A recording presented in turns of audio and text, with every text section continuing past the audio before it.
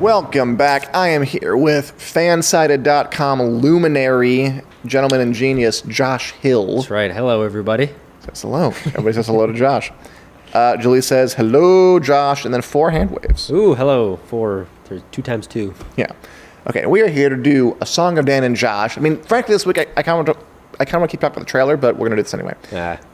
Where Josh Hill and I read through every chapter of George R. R. Martin's Song of Ice and Fire and just break down the chapters, what makes them work, what makes them interesting, what makes them special. And today we read Tyrion 2 from A Clash of Kings, the second book in the saga. Josh, what jumped out and smacked you in the face about this chapter? A dead baby. A dead baby. Dead babies are never a good place to go. But no, just it's there. a potent image to start with. It a is dead infant. The dead baby. Tyrion stepping up and kind of being also. I mean, on the one hand, looking out for his family name and looking out for the throne, but on the other hand, kind of showing us good guy Tyrion. He is. This is definitely good guy Tyrion. I mean, this is so. The chapter is Tyrion just having dinner with Janos Slynt. Leader of the Lord Commander of the Night's Watch. Not Night's Watch. Lord Commander of the City Watch. The City Watch. The Gold Cloaks. The Gold Cloaks from the last book. From the last book, yeah. Kind of like, the King's Landing police force. Yeah. Or the Gestapo. Yeah. In this case. the secret police. And yeah, I mean, Tyrion is doing a good thing here. Janos Slynt is somebody who betrayed Ned Stark in the last book. He was in Littlefinger's pocket. Mm-hmm. He killed Ned Stark's men, helped put him in jail. And then we learned that at the behest of Cersei Lannister, he and his men went out and killed all of Robert's bastards, which included a tiny baby. Mm-hmm. But not Gendry. They couldn't find Gendry. No, I mean, they're trying. They're trying. Do you remember? They're after the guy. Yeah. Your Arya chapter. Yeah, I don't gotta mind you these things. You're on it. And so Tyrion sending a slimy jerk like Janos to the wall and making sure that Aller Dean, the guy who actually killed the baby, meets with an unfortunate accident on the way.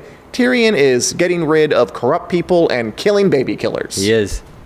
And he's being a good guy. He's being a good guy. And I'm hard-pressed to believe it's not because he is genuinely deep down a good, sympathetic character. Like, yeah, on the one hand, he's doing all this because he's draining the swamp, for lack of a better term. That's exactly what he's doing. But he's also doing it because Ned wasn't a bad guy. Like, he's got a relationship-ish with the Starks. Like, he doesn't dislike the Starks as much as the other Lannisters do. No. But it's also the fact that there was a betrayal that happened. One did kidnap him. That's true, but also she let him go.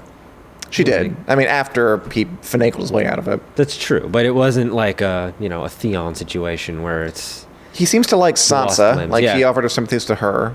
No, but he definitely has a soft spot for the Starks. Sure. And so I don't think it sits well that Ned was betrayed the way that he was, both because he doesn't want to get betrayed that way, because that's the last hand of the king. Yeah, he's in the hand of the king. And he's got to clean out the cobwebs there and make sure that doesn't happen to him.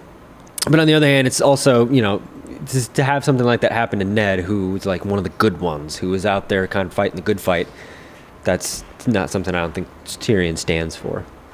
I think you're right. I mean, by the way, really quick, Julie says that we're going to have to speed read the books to get through the rest before the show starts. Yeah, we're not doing that. No. We're going to keep doing this for as long as we can keep it up. Reading is cool, kids. Maybe it'll be the entire series. Maybe it'll be next chapter and we're finished. Probably not that, though. Or everybody that's upset that Game of Thrones is ending and has nothing to watch can read along with us, and we're just going to carry Enjoy the magic of words. Right? The magic of words. I mean, you're completely right that Tyrion... I mean, he has some altruistic motives here. I think he is acting... yes, to get these scum out of their positions of power. But you're right, there's definitely the self-preservative thing, too. I mean, he doesn't want them to betray him, and he wants control. Like, Tyrion is following Tyrion's directive. Go to King's Landing, bring Varys and Littlefinger and Pycelle and Joffrey to heel. Don't let them do anything stupid or stupider or more stupid things. So he's looking at Janos Slynt and being like, this is a useless man who will not be loyal to me. He's draining the swamp. He's draining the swamp. He's getting rid of people who are not loyal to him and installing his own people. This new guy, Jacelyn Bywater, who is not in the show.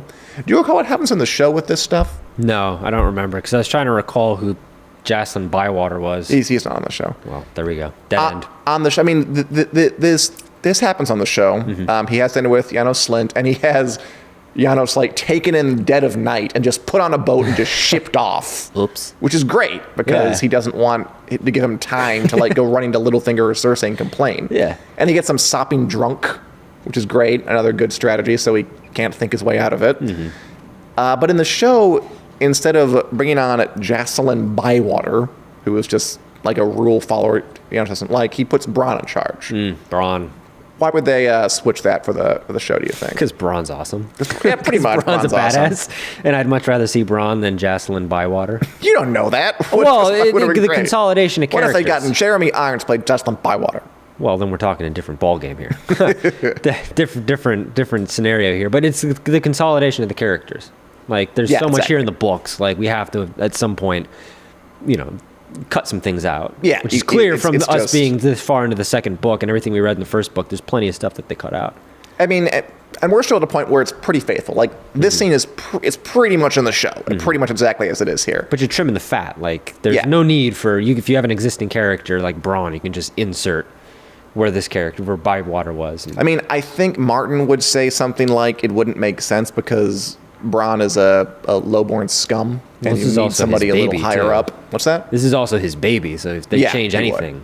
Like, he does have more attention to detail like that. Like this, in this series, rank is so important and birth is so important, yada, yada, yada. But I mean, when it comes to TV, it's just, but we have this great actor and a good character. Just let him do stuff. And they have the great line at the end of speaking of Bronn, where Tyrion's like, if I ask you to kill a baby, would you do it without question? He's like, without question, no. I'd ask how much.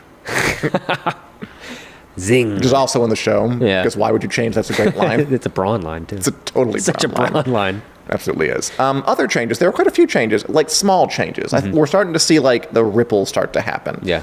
Like, for example, in the books, they find Tyrion kind of get out from Varys. Cersei's the one who ordered all the kids killed. On the show, they switched that to Joffrey ordered all the kids killed. Why did they do that? Well, Joffrey's sinister. He's sinister, but why do you change it? It's already here for you. Yeah, but this way you're making Joffrey even more evil than he already was. And again, the consolidation of characters, just why not? Joffrey's already a piece of crap. I mean, he's already a piece of crap, but in this case, they're like, really isn't consolidation because they both have both people here. Yeah. They chose to give Cersei less responsibility and give Joffrey more. Which I'm not sure Joffrey really knows that there are bastards out there. No. But it also sets up Joffrey's death to be even more shocking than it is, because you're clearly building him up as this character who has a ton of responsibility, and then he's gone. Okay. Counterpoint, they're cowards. I think they didn't want to make Cersei seem too unlikable, because she was technically... She's going to be around for a long time and kind of be a sort of protagonist-ish. There's that. That's my opinion. I think they transferred to Joffrey because everybody already hates Joffrey. He's just going to keep doing horrible things. So just give him the baby-killing responsibility rather than Cersei, who does it in the books. Yeah, I don't disagree with that. I also like the slow burn of Cersei dancing in between being super, super evil and maybe being a sympathetic character. She gets there anyway. She does, but if you come right out of the gate, if you're coming off the top rope with dead babies, that's pretty hard to come back from. And she does plenty of stuff that's hard to come back from as we go on in the show. So it's really like, let's cut this out. We don't necessarily need that on top of everything, literally blowing up. Fair enough. People. I think it was cowardice, is my opinion. But, what do you think? Why would they give the responsibility to somebody else? Tyrion's Targaryen. Oh, Dwayne thinks Tyrion is a Targaryen. I disagree, Dwayne, but you think what you think. You do you. One other small change really quickly. Shae. In the show, Tyrion gets Shae a job as Sansa's maid. Yep. And here he gets her a mansion on the edge of town. Why that change? I have no idea about that change. I think it's against consolidation. It is against consolidation. Although in the show, you're keeping her around. In the book, you're... Well, I mean, she's the same. Yeah, but... She meets the same fate. It's the same thing. That's true, but in one circumstance, you're literally pushing her to the outskirts, and the other one, you're keeping her within the central. Yeah, I think that's it. Where you can go back a little bit easier. You don't have to dance around. Oh, yes, she came all the way back in. And like, go through the term, like, we only have so many sets. Come on, people. There's also that. But you have CGI. Also, then you can, have Shae and Sansa interact, which you couldn't have in, Yeah, it's true. If you had her living elsewhere. So I think it's more consolidation. Let's talk about Varys for a second. Yes. So at the end of this chapter, Varys comes in and kind of follows up with Tyrion, just congratulates him, really, on getting rid of Janos so smoothly. And you get the idea they're kind of starting to like each other here. That Varys compliments Tyrion. He's like, oh, that was some good maneuvering there. Mm-hmm. He completes that riddle from I think the last Tyrion chapter that we jumped ahead and did anyway. Mm-hmm. I'm gonna read it anyway. It's I mean, this is one of Varys' best lines. This is who Varys is. I do love story time with Selkie. This is perhaps the heart of maybe the books in some way, where Varys talks about power. Power resides where men believe it resides, no more and no less. Power is a shadow on the wall, yet shadows can kill, and oftentimes a very small man can cast a very large shadow, referring, of course, to Tyrion being a tiny, tiny person. Mm-hmm. But you know what? He plays his cards right, and he stacks the deck with people who are loyal to him. Yeah. He win a lot of influence. I like it. So that's Varys kind of look into how Varys plays the game, where it's not about necessarily, I don't know, being the guy who can cut off a head or having a lot of money or even being like a king. You just got to know how to use what you got, and you can get a lot out of it. Yeah. Which is also a definition of Tyrion. Like, it describes totally. Tyrion to a T. Varys, it describes him. Littlefinger, perhaps. Littlefinger describes like you said, it's the essence of so many characters in the book. The play. And then Tyrion says, Lord Varys, I'm growing strangely fond of you. I may kill you yet, but I think I'll feel sad about it. So again, bonding. It's a good line. This is very much these two bonding. I also like that Varys is like kind of doing the kind of like Soviet era spy master thing, like telling Tyrion all the stuff he knows. Mm-hmm. Like, oh, there's one guy in a ship who's going to go defect to Stannis. And Tyrion's like, okay, hang him. Make an example. We can't have any defectors. He even says, like, there was a dinner party and one lord made a joke about Joffrey. Should I do anything? Tyrion's like, no, he was just a joke. Don't do anything. But I mean, again, like that kind of thing happens in history. Like, Stalin would have people killed if he heard they were joking about him at dinner. Yeah. Do you happen to see The Death of Stalin, that movie? I did. It's great. It was good, right? So good. Where they all had to like just tightly comport what they say and do exactly, or else they'll step on a line even a little bit. Steve Buscemi's great. Yeah, he was excellent. I would have never pictured him as that character, but he was good. And yeah, but that's what we have here. That's what we have. The King's Landing Kremlin is what we have. Pretty much. And Varys as this figure who is both kind of endearing and likable in a way. Yeah. But I mean, he says something to somebody and that person dies. Like he wields a weirdly large amount of power. He does. Okay. What else stood out to you about this chapter? It's a good chapter. I think it was somebody said one of their favorites might have been Dan Turton. One of my favorite chapters.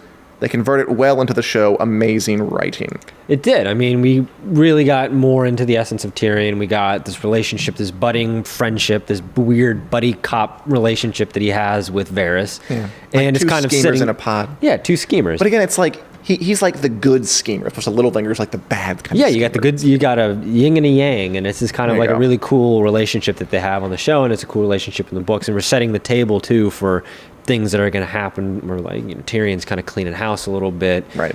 Once again, it's reiterated that he's not a big fan of Joffrey, yet he has to serve Joffrey. Yeah. Like, Cersei too. He even says like, I mean, so Cersei did it, but I can't touch Cersei. Yeah. Like not even if I wanted to. It's just too hard. At least not yet, because she has been loyal to her too. I also really like the descriptions of Janos Slynt. I thought Martin had fun with that. Like drunken Janos Slynt. Yeah, the drunk stuff was great. He was built like a keg and had a similar capacity. He drinks. He was not a man for sipping Janos Slynt. He's just always like, lugging it back. I liked the bald spot in the middle of Slynt's head was beet red, and his cloth of gold cape had slithered off his shoulders onto the floor. It's like a mess, this guy. Yeah. He's just like so sloppy. Just sloshed and just, He talks about him having his jowls quivering when he frowns. Like everything is making this guy seem to be like a total, like just look like a jerk, look awful. God. And it's great. I thought it was really good. I thought it was really vivid stuff and just fun. It was. It's a fun chapter. It was a fun chapter. I mean, Tyrion kind of lowering this guy's false sense of security and then springing a trap on him. He's like, what? Like food fall in his mouth. You can't do this to me. I can't. It's a good chapter. It's a really good chapter. It was. The brilliance of Tyrion. It's Tyrion. Brilliance of George R. Martin. Yeah. Any other points you make or you want to make or anybody else out there want to make about Tyrion 2? No. What's the next chapter? The next chapter Not that I've been is... peeking ahead at all. I got to say, Jen does say that Varys is a mermaid. He gets from place to place overseas fast. It's a long-standing theory that Varys is a mermaid. We can get to that someday. Yeah, it's explains the possible. eunuch part of things. Doesn't it? Maybe. Kind of.